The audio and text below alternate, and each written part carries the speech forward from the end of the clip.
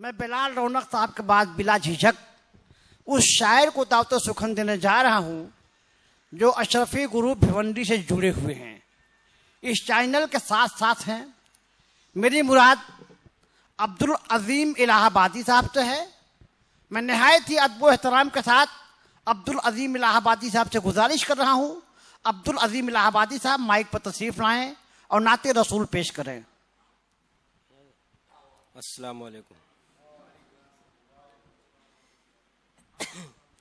नबी की जो जलवा नुमाई न होती, नबी की जो जलवा नुमाई न होती, खुदा ने ये दुनिया बनाई न होती, खुदा ने ये दुनिया बनाई न होती। नबी की जो जलवा नुमाई न होती, खुदा ने ये दुनिया बनाई न होती।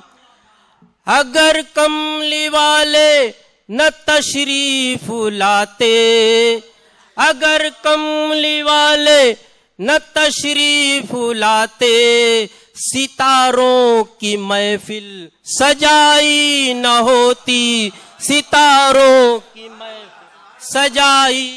वकासा का रब जाने क्या हाल होता, वकासा का रब जाने क्या हाल होता, जो मोहरे नबूवत दिखाई न होती, जो मोहरे नबूवत दिखाई न होती।